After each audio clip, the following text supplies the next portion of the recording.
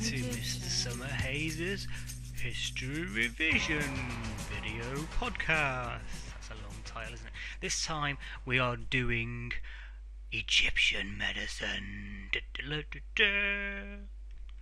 Okie diddly okie civilization. The Egyptians, unlike the nomadic prehistoric people, had a stable civilization which was settled and farmed quite a lot, and used irrigation channels coming off the Nile. There's the Nile, there are the channels, to water their crops. They were very clever. They also were very good at observing the stars in the sky, their crops, and the patience that they had. They did have a formal religion which had an impact on medicine because of mummification and also because of cleanliness, which is supposed to be in Egyptian times a sign of high religious values. What else did they do? They had hieroglyphics with all your eyes and your monkeys and your those picture writing, and they also did good calculation. They had measurements which prehistoric people didn't have. Their knowledge of the body and disease was in part down to mummification. There you go. There's your mummy. That would lead to knowledge of the bone structure and possibly breathing and the pulse, the brain maybe, and the liver. All things that the Egyptians knew something about, although probably not exactly what they did.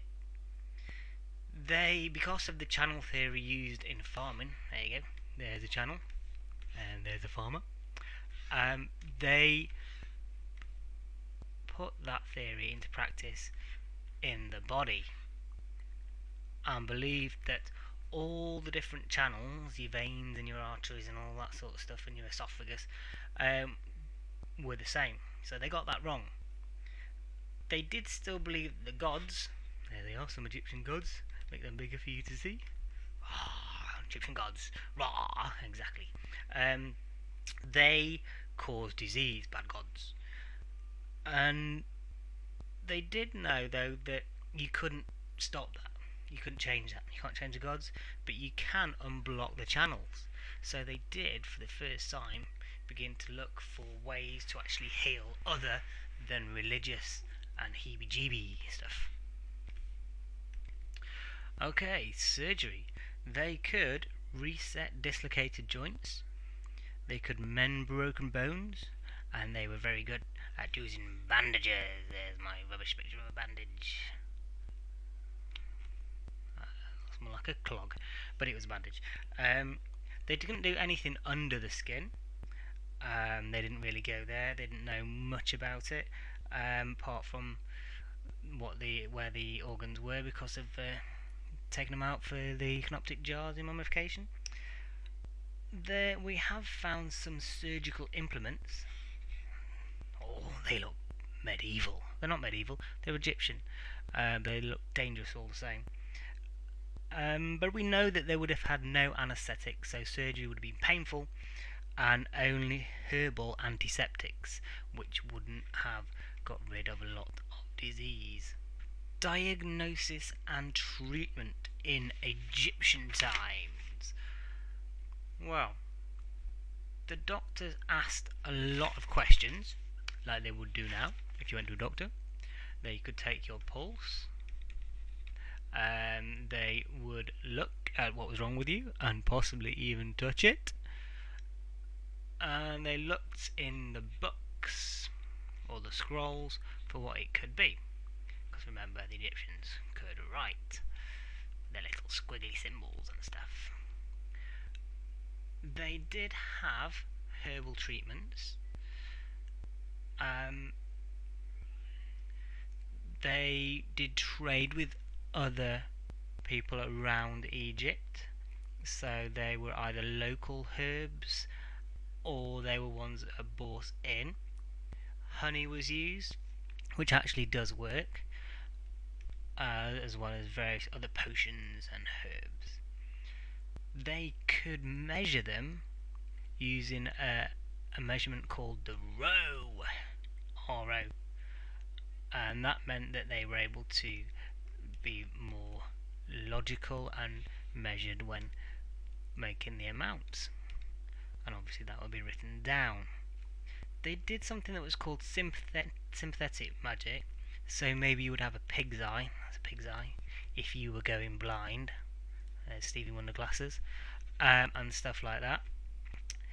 But they did use, like the prehistoric people, spells and magic charms. The scarab beetle was a popular amulet or charm in Egyptian times. Let's give it some horns. The Egyptians did have some baths and public baths and toilets. They were very simple ones. They were very clean, but only because of religious reasons, not because of health reasons. And they did have mosquito nets over their beds, which is a form of public health. But the government didn't organise any public health, no sewers or anything like that you get with the Romans later. Alright, the first kind of doctors we would recognise, they were still priests in Egyptian times, but they did look for some non-religious reasons of the cause of diseases, unlike prehistoric people. They believed that gods caused the blocking of the channels, so they would pray and try and unblock it at the same time. So you've got them mixed in together, and that would both be done by priests. They were the first people to have some kind of medicine based on facts and observation, which is called, mess that up, empirical, and I will spell that for you. Empirical.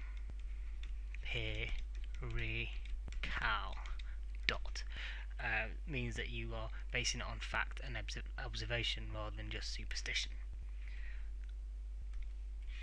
Finally, we have Imhotep, who was actually a doctor but became a god that they believed in, the god of doctors, god of healers, but he was originally a doctor himself. That's from the film Scorpion King. He didn't really look like that. Or he might have done, I don't know. Individuals.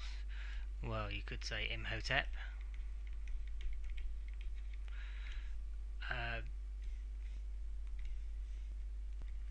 Technology would be some of the implements or instruments, the irrigation ditches that led to the belief of the channel theory of the blocked channels. You could possibly have the measurements that they used, the rows, and the calculations that they did. The Egyptians did fight, so they would have possibly had some war wounds to deal with. Chance is a tricky one, this. Herbal remedies they would have come across by chance, but mainly by trading with other people. Would have led to more herbal remedies and potions. The government, well, the fact that they had a settled government with religion helped them to be clean and to understand about mummification of the body. And finally, the big difference between them and the prehistoric people, communication. The hieroglyphics, there you go, some proper ones there for you. Okay, that is the end of the Egyptian. If you look now for the next one, which is, you ready? Wait for it. Greek medicine.